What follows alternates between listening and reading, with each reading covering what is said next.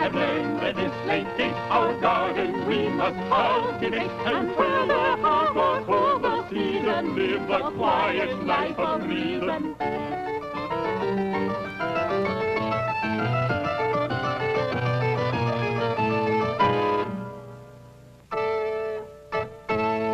The best of words is made of tea, but no other one can read, no reader this, no forest of garden. So let us cultivate, let us cultivate our garden.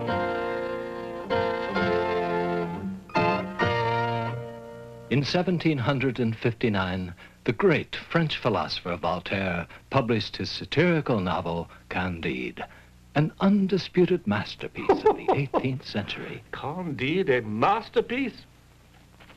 A perfectly frivolous work, written in only 3 days, as I confided to my American friend Benjamin Franklin. But Franklin understood. Like myself, he recognizes the value of a witticism. You know, of course, that Jefferson and Adams did not trust him to write the Declaration of Independence. They feared he might insert a little joke into that noble document. Oh, well, very well. We must do our best in this remarkable world we live in. Come here.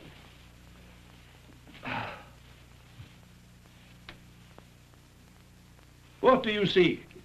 Disorder? Chaos? Not at all. That magnificent Englishman, Sir Isaac Newton, corrected the ridiculous errors of the past and showed how it really all works with his mathematical laws of gravitation. A revolutionary discovery, truly worthy of an enlightened age. And there have been others. Now, what are we to conclude from all this? If Newton can discover the laws that govern the stars, cannot we discover the laws that govern the world of human beings, of society? We can. Proof that the world is becoming more enlightened every day can be found in the fact that I, an innocent observer of the human comedy, have been exiled twice, jailed 3 times, and at this inconsiderable trifle, Candide was condemned by the Council of Geneva to be burned. What a fuss about an omelette. But enough. You shall see for yourselves how perfectly harmless it is. This is the castle of the Baron Thunder Ten Tronckh. Ah, and here is the Baron himself. The most powerful lord in Westphalia, for his castle has the distinction of having a door and several windows, some of which even have panes of glass. Good morning, Baron. My hero, Candide, so named because of his extremely candid, not to say simple-minded nature. Good morning, Candide. Ah, Monsieur Voltaire.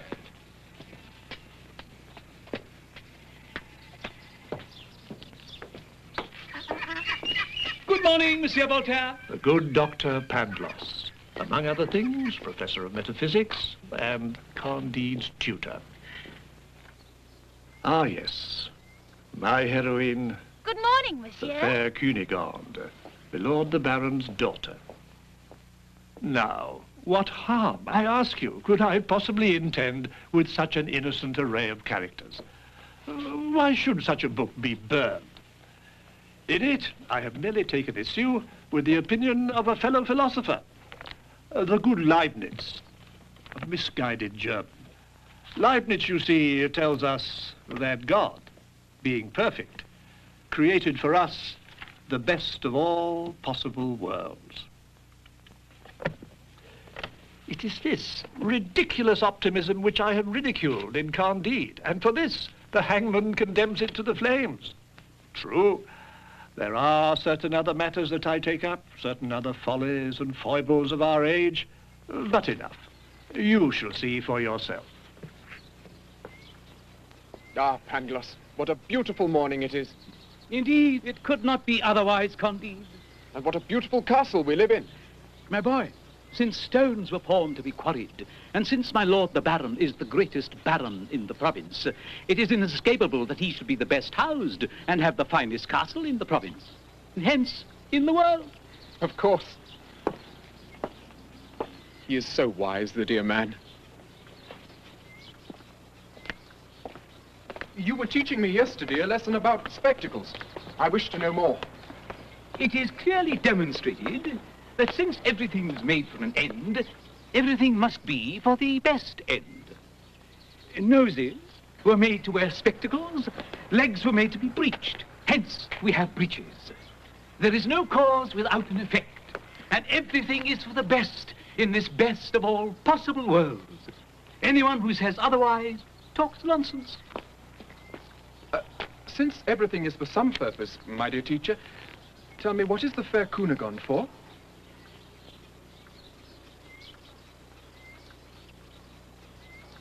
That I shall leave you to investigate for yourself, my boy.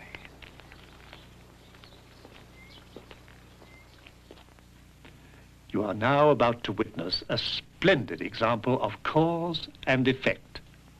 Observe the following cause. Mademoiselle Cunegonde, what a joy it is to see you. I have been learning such wonderful things. I should like to tell you about them. Oh, yes? The great Pangloss has taught me that the purpose of noses is to wear spectacles. But I did not inquire from him the purpose of lips. No? No.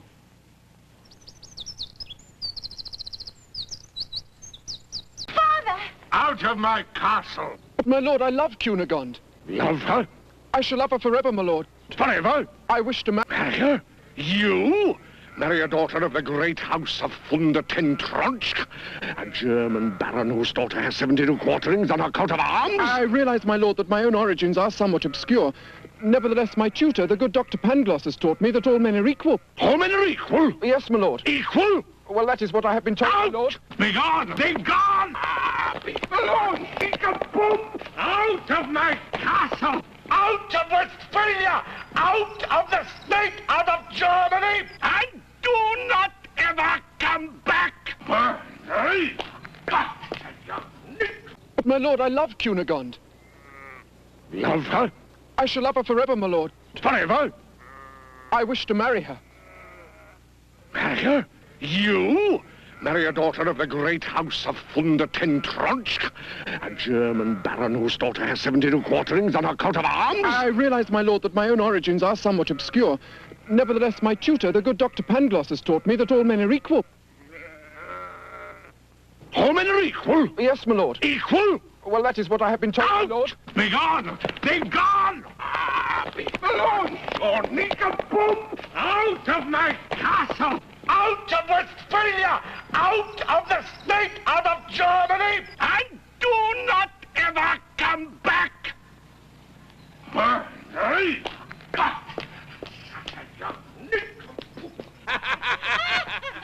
Expelled from his earthly paradise for the love of Cunegonde, Candide's education in this best of all possible worlds now begins in earnest. Good day, good sir. Good day. I wonder if you'd be so kind as to tell me where I am. In Bulgaria, where else? Would you like some wine? Indeed, I would, sir, but unfortunately, I have no money. None at all. What does that matter? Aren't you about 6 feet tall?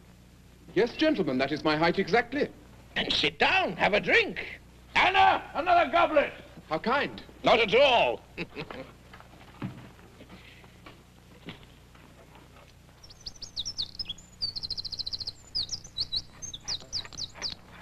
You have no money. Take these 5 crowns. Go on, take them. 5 crowns? But why? Why?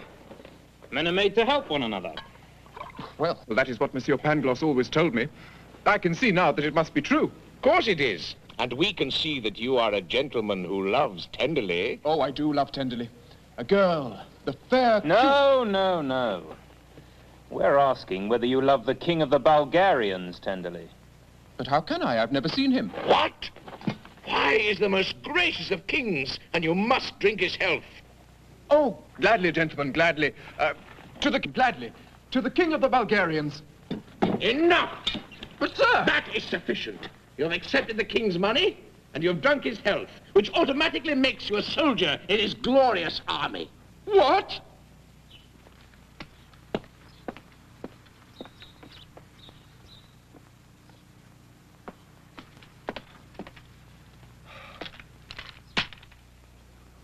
Turn right, turn left. Raise the ramrod, return the ramrod. Take aim, fire, march.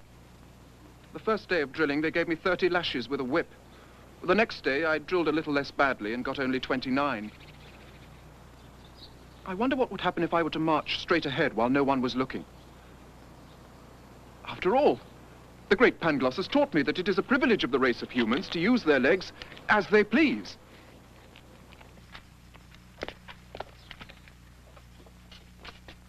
Halt! Hey! Come back here! Come back! Get him! Stop him! Get him! Come back! Get him! Get him! Come back!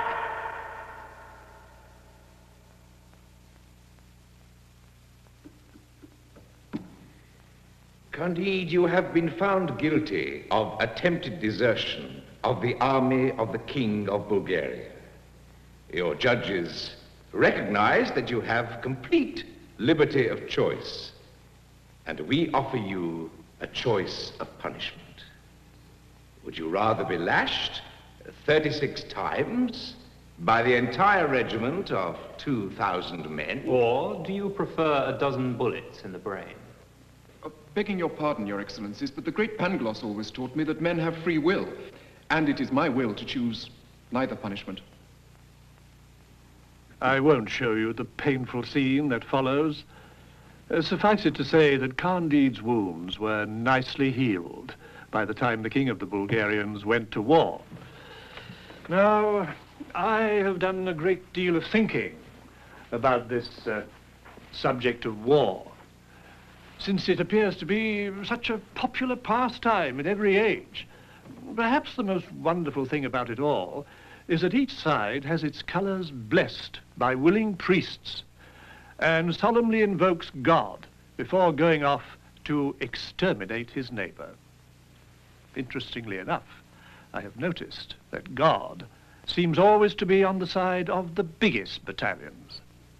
But precisely because war is such a splendid spectacle, some of you may be disappointed to learn that our hero hid during the entire battle and fled at the first opportunity to Holland.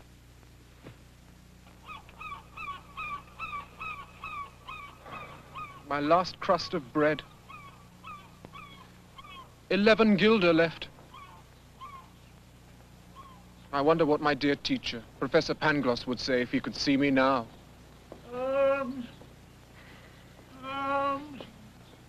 Arms for the poor old man.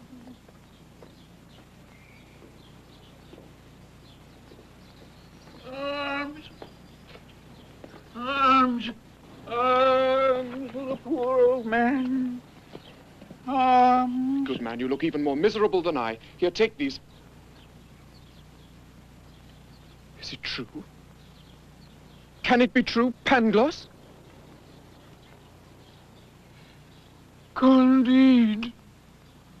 My dear old master. My boy. Here, come sit down. But what has brought you to such a wretched state? Why are you no longer in the noblest of castles? Oh. And what news have you brought of my beautiful Cunigond? How is she? Dead. Dead? As a doornail. Oh. Oh, Candide. My poor, poor boy. Tell me, my dear teacher, what did she die of? Longing for me? Oh, no, would it was so. An entire troop of Bulgarian soldiers invaded the castle and... Oh, there. No need to take it so hard. Look at me. I contracted a slight contagious disease from an otherwise admirable young woman who received the present from a very learned Franciscan friar, who got it from an old countess, who received it from a cavalry captain, who owed it to a marquise, who had it from a page, who received it from a Jesuit, who as a novice had got it in a direct line from one of the companions of Christopher Columbus. So you see, my boy, there's no cause without an effect, and vice versa. In this case, the cause was love. Love, the consoler of the human race, the preserver of the universe, the soul of all emotional beings. Tender, tender love. Ah. Alas, I have known this love too, and all it has ever brought me is one kiss and 20 kicks in the... Ah. Well, after poor Pangloss is cured of his slight contagious disease, he and Candide take a long boat trip to Portugal. And while they're at sea, allow me to comment on the next scene. It begins with the great earthquake in Lisbon, which, if you remember, took place in 1755 and caused the deaths of 30,000 men, women, and children, many of whom were worshipping in the cathedral at that very moment.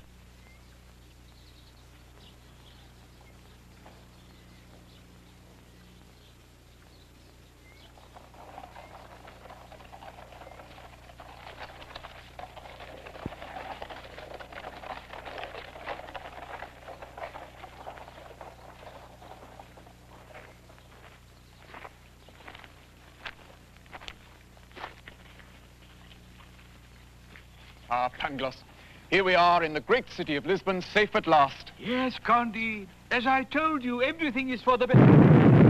Pangloss!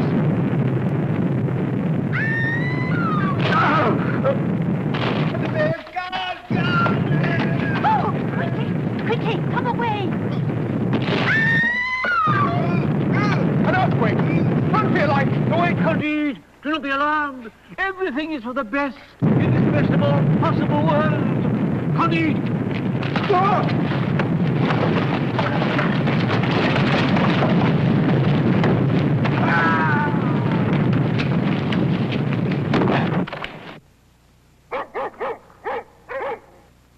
Now, what can be the sufficient reason for this phenomenon? Pangloss, I am dying. Get me a little wine. Clearly, this earthquake is not a new thing. The city of Lima in South America, suffered the same shocks last year. Pangloss! Similar causes produce similar effects. And therefore, a vein of sulfur runs underground from Lima to this very spot. Nothing is more probable indeed, but for the love of God, get me a little wine. What do you mean, probable? I maintain the matter is proved. Has my philosophy been wasted upon you all these years? Do you still not know that all is for the best? Excuse me. Did I understand the gentleman to say that all is for the best? I very humbly beg your Excellency's pardon, but if he will consider that all causes have effect. All causes have effect, indeed. Then apparently the gentleman does not believe in free will. Your Excellency will excuse me. Free will can coexist with absolute necessity. Seize them! Oh. Oh.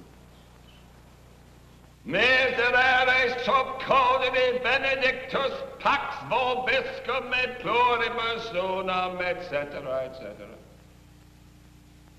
After much study and meditation, we, the wise men of the Holy Inquisition, have decreed that to prevent further earthquakes, 4 heretics shall be put to death.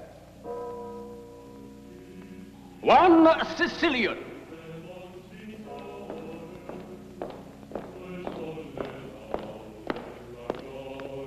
Behold, 1 Sicilian, guilty of having married his godchild's godmother.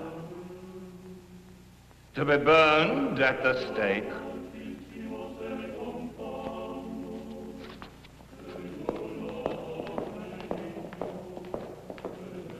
One Portuguese, Behold, one Portuguese, guilty of being served ham and eggs and refusing to eat the ham. To be burned at the stake.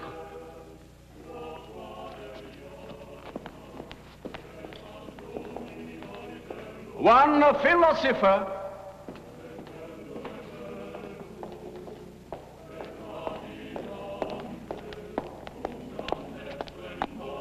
behold, one philosopher guilty of having philosophized. To be hanged. Hanged. Though 'tis not the custom. True, but it's always good showmanship to vary the program. My thought precisely. Continue.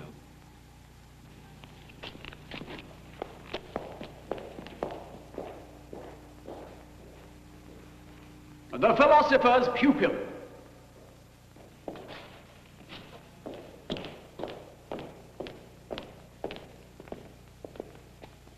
Behold, the philosopher's pupil, guilty of having listened to the philosopher. Or the philosopher's pupil. Ritual. Flogging. Ritual flogging. Ritual flogging? Ritual flogging. Ritual flogging.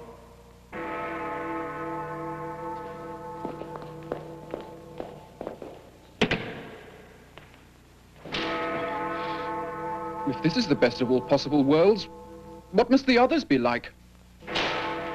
To think that I've seen Pangloss hanged. An earthquake!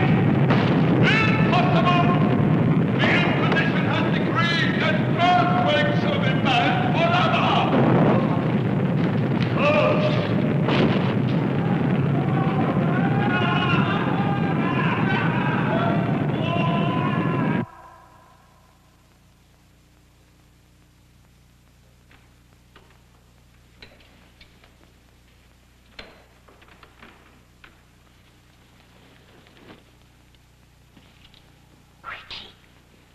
Follow me. Follow you?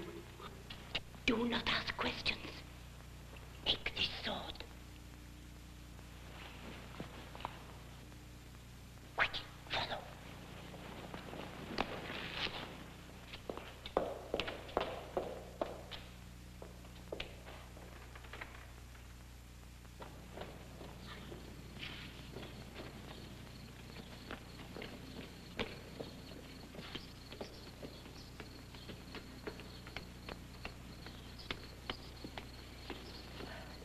Enter.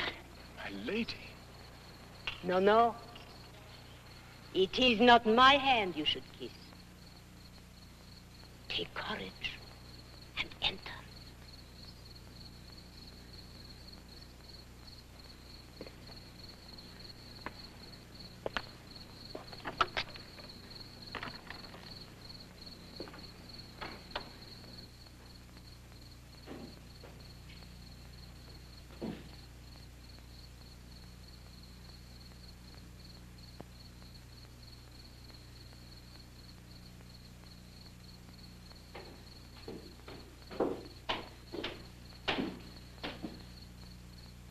Come closer.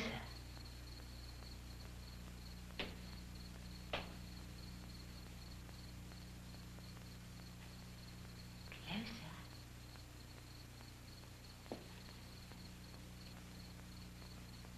Remove my mask.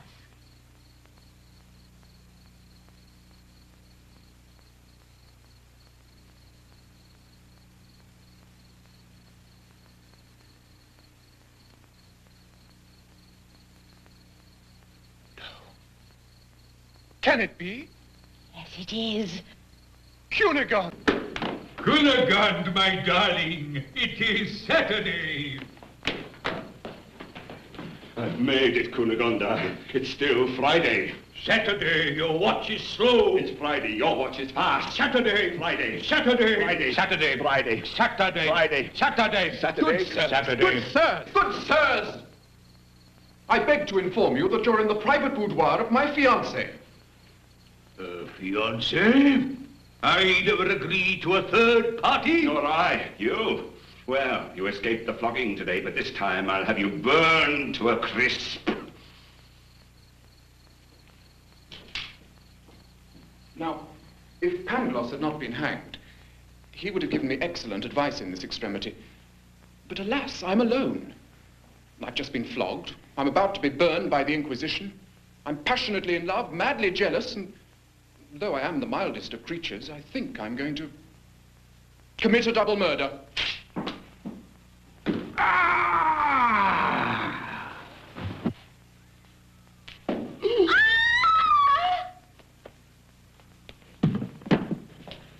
Oh, Candide, Candide, what have you done? How could you, of all people, kill 2 men in less than 1 minute? You must flee at once. My thought precisely, my love. But do not fear. We shall meet again. In only one episode, in all his many wanderings, does my poor hero discover a land of happiness, where people are truly enlightened. It's a country called El Dorado, where there are no law courts or prisons, no priests or churches, where everyone has everything that he needs, and where education and science enlighten the minds of all. Impossible even to conceive of such a place, you may say. Perhaps you're right. So I will not strain your credulity by setting it before you now. Suffice to say that Candide carries away with him a vast fortune in precious jewels, emeralds, diamonds, and sapphires. But, as you can well imagine, this vast fortune soon disappears in one way or another. However, all things end happily in this best of all possible worlds. My beloved Cunegonde in Constantinople. I can see her now as she waits for me. Her beauty more breathtaking than ever. Candide! Cunegonde!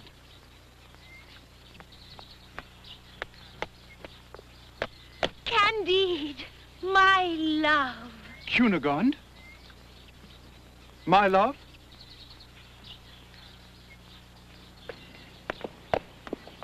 Candide. Nevertheless, I shall marry her. For, beautiful or ugly, it is my duty to love her always.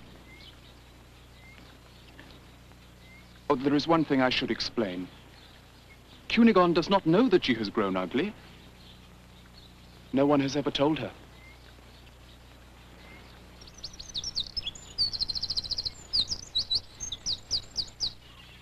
And so, with his last remaining diamond or two, Candide buys a small farm, and he, Cunegonde, the old lady, and Pangloss. Oh yes, I forgot to mention that Pangloss shows up, not having been killed after all. I declare, I flattered myself, Candide, that now we have a farm, we'd have time to reason a bit together about effects and causes, the best of all possible worlds, the origin of evil, the nature of the soul, and pre-established harmony. But now I believe life has become a bit boring. It is a serious question, Pangloss, as to which is worse. To receive 72,000 lashes from the Bulgarian army, to be flogged by the Holy Inquisition, or to sit here doing nothing. It is indeed a serious question. Candide, do you suppose that we ought to start doing something? I've been thinking that myself, old friend. We have our farm. Perhaps we ought to start working it. Let us try cultivating our garden. I shall do the planting. Pangloss, you shall take the produce to the market. Yes. Madam, you shall do the laundry. And Cunegonde... Yes, my love, I shall... You shall become the pastry cook. Yes, I think that's the only answer. Let us work without theorizing. We were not born for idleness. You're right. For when Adam was put into the Garden of Eden, he was put there ut operaretur eum, to work. Which proves man was not born for rest. No, no woman either. I agree. You're right. Then let us cultivate our garden. It's the only way to make life endurable.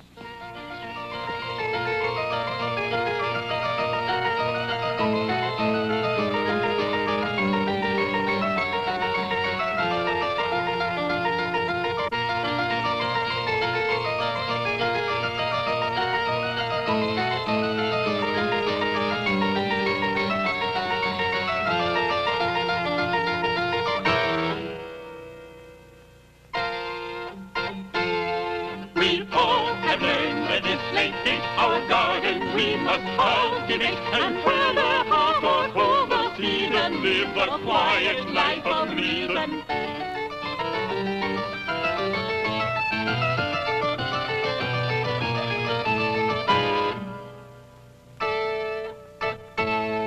The best of herbs is may not be, but no other one can we know.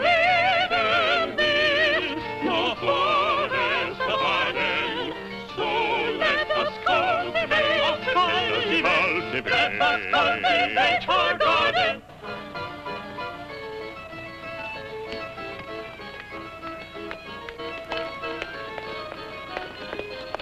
I will sow and reap. I will buy and sell. I will wash and weep. And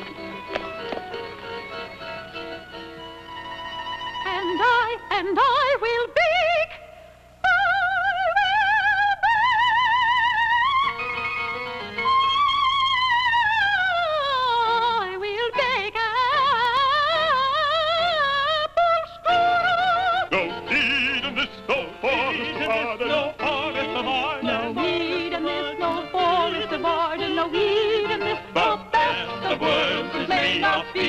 But no other one have we.